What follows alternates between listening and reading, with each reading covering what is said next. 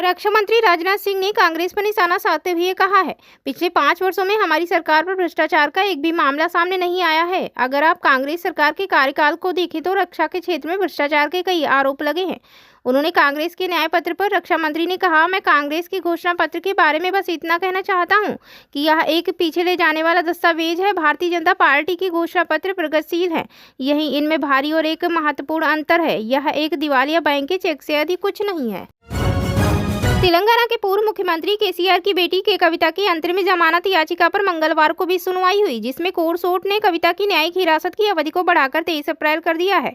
अब के कविता 23 अप्रैल तक जेल में ही रहेंगी। के कविता ने कथित तौर पर 4 पन्नों का एक पत्र जारी किया है। उनका दावा है कि वह कथित उत्पाद शुल्क घोटाले में शामिल नहीं है। उसमें उन्होंने लिखा कि मैं उत्पाद घोटाले में शामिल नहीं हूँ और मुझे घोटाले से कोई लाभ नहीं मिला। ईडी और सीबीआई जांच एक मीडिया ट्रायल है। पाकिस्तान के बलूचिस्तान प्रांत में हुए 2 बम धमाके, एक पुलिसकर्मी समेत 3 की मौत, 20 घायल। दरअसल ईद से पहले एक बार फिर पाकिस्तान के अशांत बलूचिस्तान प्रांत में 2 अलग अलग बम विस्फोटों से एक पुलिसकर्मी समेत कम से कम 3 लोगों की मौत हो गई है। वहीं इस हादसे में 20 अन्य घायल हो गए हैं। पहली घटना में सोमवार को प्रांत के क्वेटा जिले के कुचलक इलाके में एक मस्जिद में हुए विस्फोट में एक पुलिसकर्मी की मौत हो गई और 15 घायल हो गए। एक पुलिस अधिकारी ने कहा, मस्जिद में जब विस्फोट हुआ तब लोग मगरिब की नमाज अदा कर रहे थे। दिल्ली उच्च न्यायालय ने दिल्ली के मुख्यमंत्री अरविंद केजरीवाल द्वारा शराब नीति घोटाले में प्रवर्तन निदेशालय द्वारा गिरफ्तारी और हिरासत को चुनौती देने वाली याचिका पर सुनवाई की और सीएम केजरीवाल को जमानत देने से इनकार कर दिया है।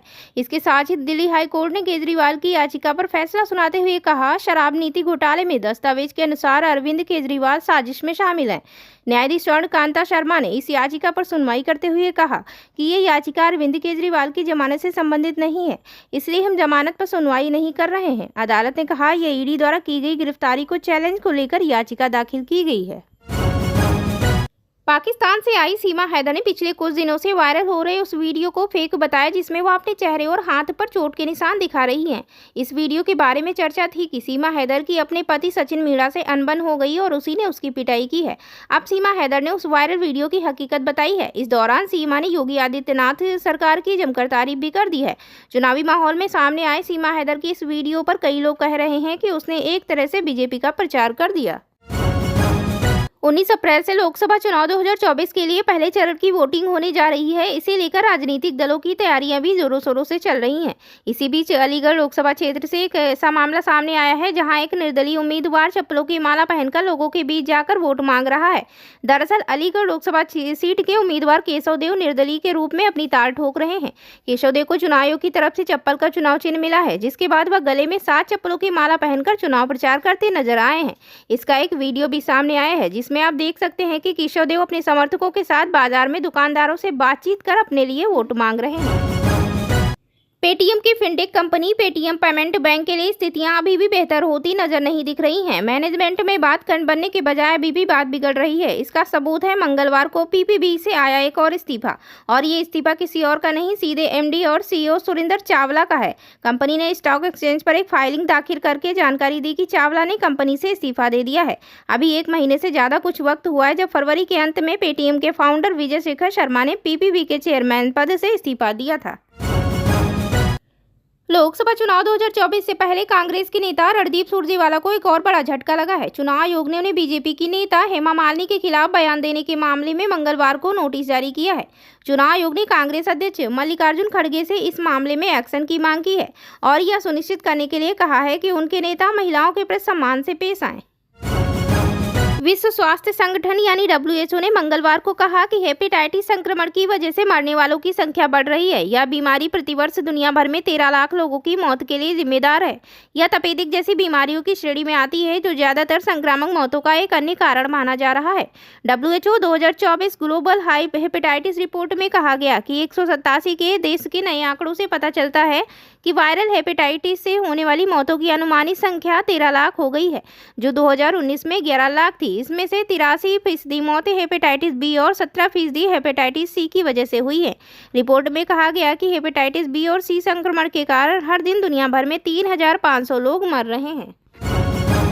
आयरलैंड ने नया प्रधानमंत्री चुन लिया है। देश की सत्तारूढ़ फाइन गेल पार्टी ने साइमन हैरिस को नया प्रधानमंत्री चुना है। 37 साल के हैरिस देश के सबसे युवा प्रधानमंत्री होंगे। इससे पहले भारतीय मूल के लियो वराडकर आयरलैंड के सबसे युवा प्रधानमंत्री थे, लेकिन उन्होंने पिछले महीने पद से इस्तीफा दे दिया था। आयरलैंड की संसद में मंगलवार को हैरिस के समर्थन में 88 वोट पड़े हैं। उन्हें गठबंधन की साझेदार पार्टियों फियना फेल और ग्रीन पार्टी के अलावा कई निर्दलीय सांसदों का समर्थन भी मिला है। भारत के चर्चित 26/11 हमले के मास्टरमाइंड और पाकिस्तानी आतंकी संगठन लश्कर के सरगना माने जाने वाले हाफिज सईद से जुड़ी कुछ खबरें सामने आ रही हैं, जिसमें दावा किया जा रहा है कि पाकिस्तान की जेल में बंद हाफिज सईद को अज्ञात लोगों द्वारा जहर दे दिया गया है। फिलहाल इस खबर की आधिकारिक तौर पर पुष्टि नहीं हुई है। सोशल मीडिया प्लेटफॉर्म एक्स पर इसको लेकर लोग तरह तरह के दावे भी कर रहे हैं। रायबरेली लोकसभा सीट से प्रियंका गांधी को उतार जाना लगभग तय है। अति विश्वसनीय सूत्रों के मुताबिक इसकी औपचारिक घोषणा होना भर ही शेष है। वहीं अमेठी सीट पर अभी संशय बना हुआ है। यहां से राहुल गांधी और दीपक सिंह या विपक्ष के साझा प्रत्याशी के रूप में वरुण गांधी का नाम चल रहा है। रायबरेली और अमेठी लोकसभा क्षेत्र गांधी परिवार का गढ़ माना जाता है। रायबरेली से अभी सोनिया गांधी सांसद हैं, लेकिन वर्ष 2019 में भाजपा की स्मृति ईरानी ने कांग्रेस के राहुल गांधी को हराकर अमेठी सीट छीन ली थी। सोनिया गांधी राज्यसभा सांसद बन चुकी हैं। सूत्रों के मुताबिक रायबरेली सीट पर प्रियंका गांधी को ही उतारने का निर्णय लिया गया है। पश्चिम बंगाल के संदेशखाली इलाके में महिलाओं के साथ हुए अत्याचार के मामले में सुनवाई करते हुए कलकत्ता हाई कोर्ट ने गुरुवार को ममता सरकार को जमकर फटकार लगाई है। इंडिया टुडे की रिपोर्ट के अनुसार संदेशखाली मामले की सुनवाई के दौरान कलकत्ता हाई कोर्ट ने कहा कि अगर 1% भी असच है तो यह पूरी तरह से शर्मनाक है। वहां जो कुछ भी हुआ उसकी नैतिक जिम्मेदारी जिला प्रशासन और सत्ताधारी दल की है। कोर्ट ने बंगाल सरकार से आगे कहा, अगर किसी नागरिक की सुरक्षा खतरे में है तो 100% जिम्मेदारी सत्तारूढ़ दल की है। भारतीय जनता पार्टी ने मशहूर अभिनेत्री कंगना रनौत को हिमाचल प्रदेश की मंडी लोकसभा सीट से उम्मीदवार बनाया है। टिकट मिलने के बाद कंगना रनौत कांग्रेस और खास तौर पर राहुल गांधी को लेकर अटैकिंग मोड में है। बीते दिनों उन्होंने राहुल गांधी और प्रियंका गांधी को हालात का मारा तक कह दिया था। कंगना ने कहा था कि दोनों का राजनीति से कोई फ्यूचर नहीं है। ऐसे में अब प्रियंका गांधी ने हिमाचल के कांग्रेस नेताओं से मंडी का चुनाव कठिन बनाने और भाजपा को हराने के लिए कहा है। हरियाणा के 60 से ज्यादा गांवों ने बीजेपी नेताओं के प्रवेश पर प्रतिबंध लगाने का सोचा है। बीजेपी के पंजाब में 2024 के आम चुनाव के लिए 6 उम्मीदवारों की घोषणा के साथ किसान उत्तेजित हो गए हैं और किसानों ने पार्टी के खिलाफ मोर्चा खोल दिया है और अपने गांव में भाजपा नेताओं के प्रवेश को रोकने वाले पोस्टर लगाना शुरू कर दिए हैं। अमेठी से बीजेपी सांसद और केंद्रीय मंत्री स्मृति ईरानी ने राहुल गांधी पर हमला किया है। स्मृति ईरानी ने कहा है, वायनाड में राहुल गांधी ने चुनाव लड़ने के लिए पीएफआई का समर्थन लिया है, जो हिंदुओं को मारने के लिए लिस्ट बनाता है। ऐसे संगठन की मदद से राहुल गांधी चुनाव क्यों लड़ना चाहते हैं। उन्होंने आगे कहा कि गांधी परिवार में अंदरूनी कलह है जो चाहता है कि राहुल को नेतृत्व से मुक्त किया जाए। सोने चांदी के भाव 7वें आसमान पर पहुंच गए हैं। आज सप्ताह के पहले कारोबारी दिन सोमवार को एमसीएक्स पर सोना 71,000 के पार पहुंच गया, जबकि चांदी 82,000 के करीब पहुंच गई है। सुबह मार्केट खुलते ही सोने के 5 जून का वायदा भाव 71,011 रुपये प्रति 10 ग्राम पर था। दूसरी ओर चांदी का 3 मई का वायदा भाव 71,732 रुपये प्रति किलो पर पहुँच गया।